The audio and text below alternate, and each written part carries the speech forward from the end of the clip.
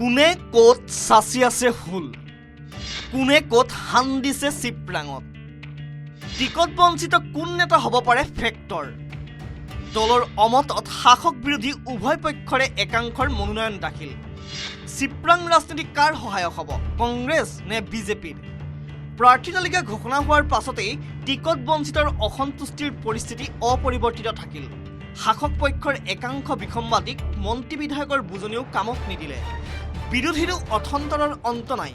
বিসম্বাদীয়ে নিজ দলকে বিবুদ্ধিত পেলাবলৈ থিয় দিছে আকাংক্ষিত সমষ্টিত। দলৰ বিৰুদ্ধে বিদ্ৰোহ কৰি প্ৰাৰ্থী হৈছে প্ৰাক্তন বিজেপি জয়ন্ত দাস। প্ৰতিবাৰেই প্ৰাৰ্থিত্বৰ দাবী কৰি অহা জ্যেষ্ঠ বিজেপি নেতা জয়ন্ত দাস এইবাৰো প্ৰাৰ্থিত্ব লাভত বিফল।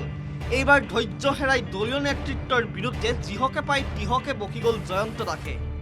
কেন্দ্ৰীয় বিজেপি নেতা তথা উত্তৰ পূব বিজেপিৰ তত্ত্বাৱধায়ক সম্বিত পাত্ৰৰ বুজনিও তলাব নোৱাৰিলে জয়ন্ত দাসক। প্ৰত্যাহাৰ নকৰিলে দিছপুৰ সমষ্টিৰ মনোনয়ন পত্ৰ। কিছুৱে মনা নাই, আমিতো ফ'ৰ্চফুলি তেওঁলোকক সেইখিনি বন্ধ কৰিব নোৱাৰোঁ। গণতান্ত্ৰিক প্ৰক্ৰিয়াত তেওঁ এটা নিজাববীয়াকৈ অংশগ্ৰহণ কৰিব বিচাৰিছে। গতিকে তাত আমাৰ ক'বলগীয়া একো নাই। ক'ৰবাত আমি দুই এটা ক্ষেত্ৰত আমি সফল নহ'লোঁ, কিন্তু তথাপিতো তেওঁলোককো আমি শুভেচ্ছা জনাইছোঁ। কলিয়াবৰত শক্তি প্ৰদৰ্শন কৰিবলৈ এৰা নাই জিতেন গৌড়ে। মুখ্যমন্ত্ৰীৰ বুজনি আহ্বানেও কামত দিয়া নাই জিতেনৰ ক্ষেত্ৰত। কেশৱ মহন্তৰ বিৰুদ্ধে নিৰ্দলীয় হিচাপে থিয় দিছে জিতেন গৌড়ে। বিজেপিৰ পদুম নাপাই জিতেন গৌড়ে পাইছে ফুলকবিৰ চিহ্ন। একেদৰে বিজেপিৰ টিকট নাপাই নিৰ্দলীয় প্ৰাৰ্থী হৈছে কমলপুৰত অংকুৰ দাস। মনোনয়ন প্ৰত্যাহাৰ নকৰিলে বিজেপিৰ টিকট প্ৰত্যাশী নন্দীগিৰি ভূঞাই। চিচিবৰ গাঁৱত নিৰ্দলীয়ভাৱেই অৱতীৰ্ণ নন্দীগিৰি ভূঞা। অৱশ্যে সাংসদ প্ৰদান বৰুৱাৰ দাবী, বিজেপিৰ সদস্য পদ নাই নন্দীগিৰি। এইবাৰ চিচিবৰ গাঁৱত জয় হ'ব বিজেপিৰ। চিচিবৰগাঁও সমষ্টিটো দলীয় ভেটি বহুত বেছি মজবুত। গতিকে দলীয় ভেটি মজবুত আৰু দলৰ কৰ্মকৰ্তাসকলে ইতিমধ্যে উবুৰি খাই নিৰ্বাচনত তেওঁলোকে নামি পৰিছে। গতিকে খুব ভাল মাৰ্জিনতে চিচিবৰগাঁও দলৰ আমাৰ যিজন কেণ্ডিডেট আছে তেওঁ জয়যুক্ত হ'ব।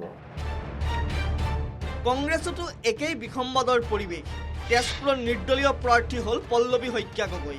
তিতাবৰৰ বিধায়ক ভাস্কৰ বৰুৱাই প্ৰত্যাহাৰ নকৰিলে প্ৰাৰ্থিত্ব। লুৰিণত খোৱাং এৰাৰ বাবে অসন্তুষ্ট কংগ্ৰেছী বিজু দুৱৰাই প্ৰতিদ্বন্দ্বিতা কৰিব নিৰ্দলীয় হিচাপে। কংগ্ৰেছৰ প্ৰাৰ্থিত্ব দলগাঁও চামগুৰিত বিচাৰি আইনুল আয়ুবে থিয় দিছে নিৰ্দলীয় হিচাপে। এতিয়া কোন পক্ষৰ সহায়ক হয় নিৰ্দলীয় প্ৰাৰ্থী, সেয়া 4 মেৰ ফলাফলেহে ক'ব। হীৰকজ্যোতি মালাকৰৰ report, news 18 Assam north east. আপুনি বিচৰা বাতৰি পাব কেৱল নিউজ 18 এপত। নিউজ 18 এপ ডাউনলোড কৰিবলৈ স্কেন কৰক এই QR কোড। গুগল প্লে ষ্টৰতো পাব এই নিউজ 18 এপ।